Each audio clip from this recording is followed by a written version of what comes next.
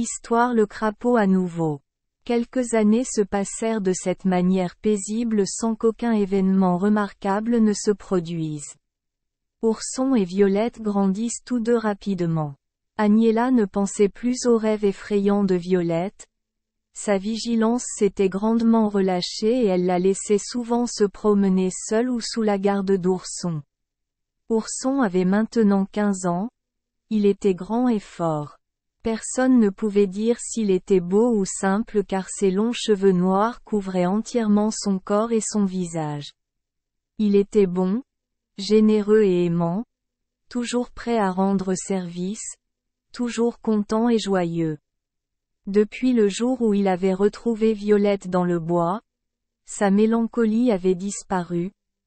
Il était tout à fait indifférent à l'antipathie générale qu'il inspirait et il ne se promenait plus dans des lieux inhabités mais vivait heureux dans le cercle des trois êtres qu'il chérissait et qu'il aimait suprêmement. Violette avait maintenant 10 ans et elle n'avait pas perdu un seul charme de sa beauté en grandissant. Ses yeux étaient plus doux et plus angéliques, son teint plus frais et plus pur, sa bouche plus belle et plus arquée dans son expression. Elle avait beaucoup grandi en taille, était grande, légère et gracieuse et ses riches cheveux blonds, une fois dénoués, tombaient jusqu'à ses pieds et l'enveloppaient entièrement comme un voile. Passerose avait soin de cette superbe chevelure et Agnella ne cessa de l'admirer. Violette avait appris beaucoup de choses durant ces 7 années. Agnella lui avait appris à faire le ménage. Par ailleurs, Ourson avait été son professeur. Il lui avait appris à lire, à écrire et à tenir des comptes et il lui lisait souvent à haute voix pendant qu'elle cousait. Des livres instructifs et amusants ont été trouvés dans sa chambre sans qu'on sache d'où ils venaient. Il y avait aussi des vêtements et autres objets nécessaires à Violette, Ourson, Agnella et Passerose. Il n'était plus nécessaire d'aller au marché pour vendre ou au village voisin pour acheter. Grâce à l'anneau au petit doigt d'Agnella, tout ce qu'ils désiraient ou dont ils avaient besoin leur fut rapidement apporté. Un jour qu'Ourson se promenait avec Violette, elle heurta une pierre, tomba et se blessa au pied. Ourson fut effrayé en voyant sa chère Violette saigner. Il ne savait que faire pour la soulager. Il vit combien elle souffrait, car, malgré tous ses efforts, elle ne pouvait retenir les larmes qui s'échappaient de ses yeux mais enfin il se souvint qu'un ruisseau coulait à moins de 10 pas d'eux. « Chère Violette, dit-il, appuyez-vous sur moi et nous tâcherons d'atteindre le ruisseau. L'eau fraîche vous soulagera. » Violette essayait de marcher tandis qu'Ourson la soutenait. Il réussit à l'asseoir au bord du ruisseau où elle ôta sa chaussure et baigna son petit pied délicat dans l'eau fraîche qui coule. « Je vais courir à la maison, chère Violette, et apporter du linge pour envelopper ton pied. Attends-moi, je ne serai pas longtemps absent et garde-toi bien de t'approcher du ruisseau car ce petit ruisseau est profond et si tu glissais, tu pourrais te noyer. » Quand Ourson fut hors de vue, Violette éprouva un malaise qu'elle attribuait à la douleur causée par sa blessure. Une répulsion inexplicable lui faisait envie de retirer son pied de l'eau dans laquelle il pendait. Avant de se décider à obéir à cet étrange élan, elle vit l'eau trouble et la tête d'un énorme crapaud apparaître à la surface. Les grands yeux gonflés et colériques du répugnant animal étaient fixés sur Violette, qui, depuis son rêve, avait toujours eu peur des crapauds.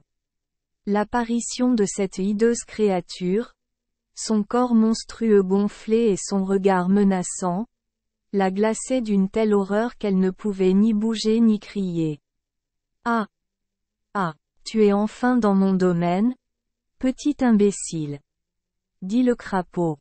« Je suis la fée furieuse, l'ennemi de ta famille. Je t'attends depuis longtemps et j'aurais dû t'avoir avant si ma sœur, la fée Drôlette, ne t'avait pas protégée et ne t'avait pas envoyé un rêve pour te prévenir. Contre moi. » Ourson dont la peau velue est un talisman de sécurité est désormais absent. Ma sœur est en voyage et tu es enfin à moi. En disant ces mots, elle saisit le pied de Violette avec ses pattes froides et luisantes et essaya de l'entraîner dans l'eau. Violette poussait les cris les plus perçants. Elle se débattit et saisit les plantes et les arbustes qui poussaient au bord du ruisseau.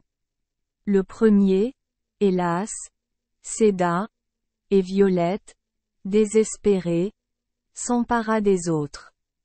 Ourson! Oh! Ourson!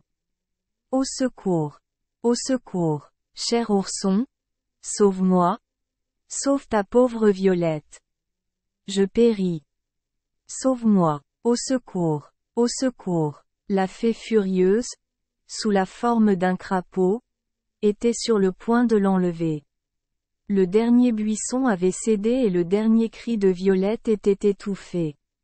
La pauvre Violette disparut sous l'eau au moment où un autre cri, plus désespéré, plus terrible, répondait au sien.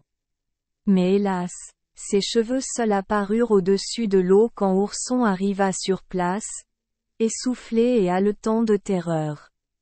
Il avait entendu les cris de Violette et s'était retourné avec la rapidité de l'éclair.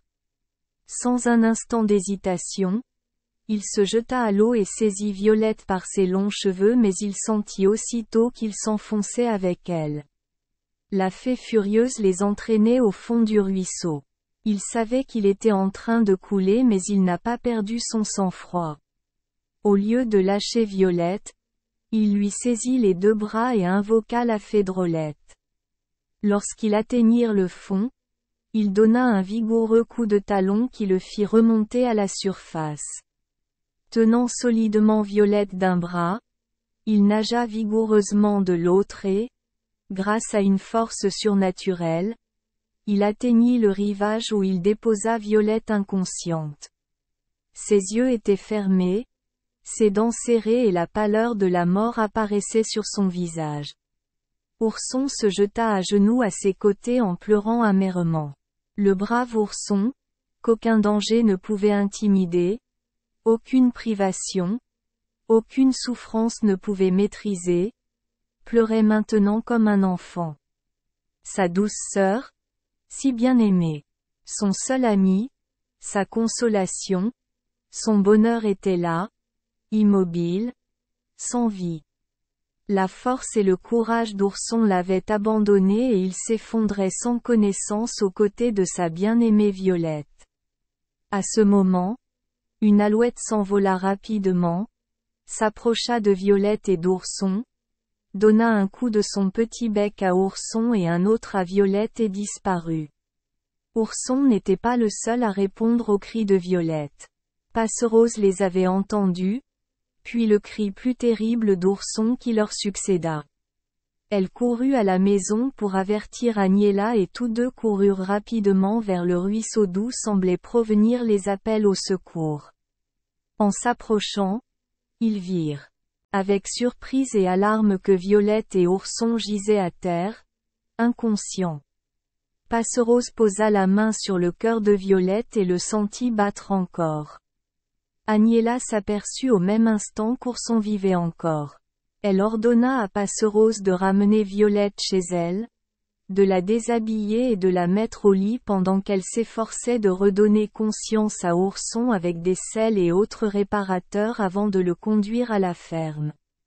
Ourson était trop grand et trop lourd pour être porté tandis que Violette, au contraire, était légère et il était facile à Passerose de la porter jusqu'à la maison. Lorsqu'elle y arriva, elle retrouva bientôt son animation. Il fallut quelques instants avant qu'elle ne reprenne conscience. Elle était encore agitée d'un vague souvenir de terreur mais sans savoir ce qui l'avait alarmée.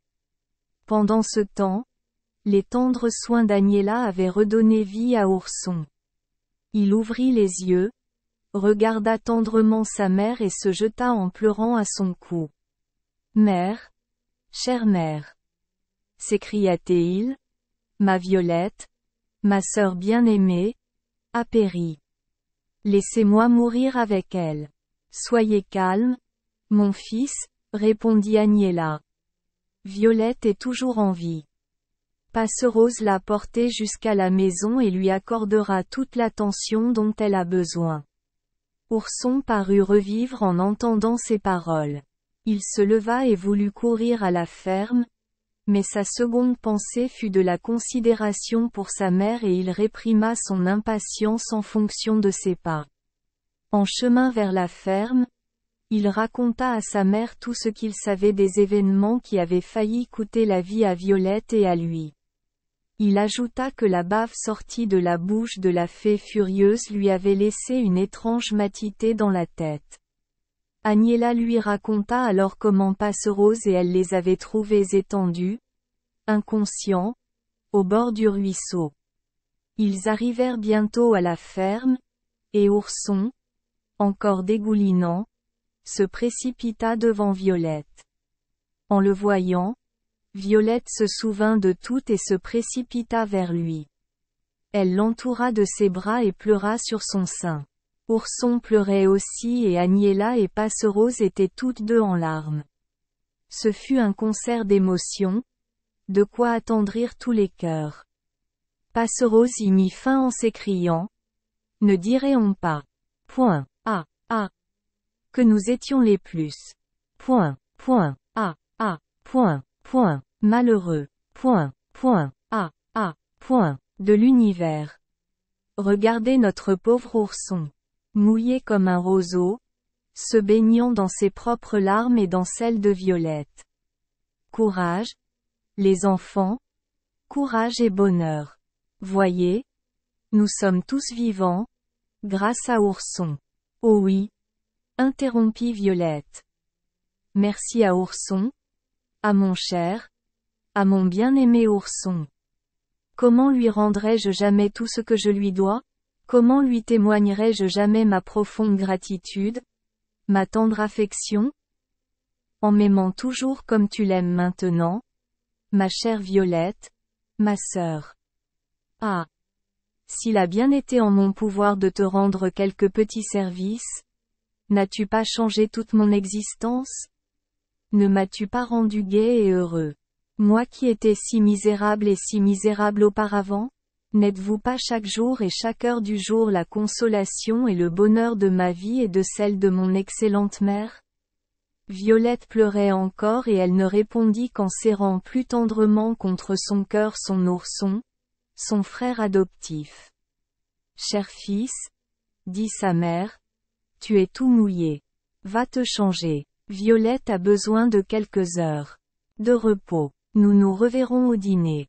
Violette consentit à se coucher mais ne dormit pas car son cœur fondait, débordant de gratitude et de tendresse.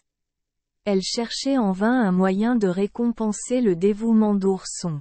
Elle ne pensait qu'à essayer de devenir parfaite pour accroître le bonheur d'Ourson et d'Agnella. Merci les enfants des Esperluette Croisillon 39. Avoir écouté des contes de fées au jour Esperluette Croisillon 39. 8. Espérons que les histoires apporteront aux enfants des moments heureux et significatifs. Si vous aimez notre chaîne, veuillez appuyer sur le bouton S Esperluette Croisillon 39. Abonner, pour ne manquer aucune histoire intéressante. Je vous souhaite une bonne nuit de sommeil et de beaux rêves. Rendez-vous dans la prochaine histoire.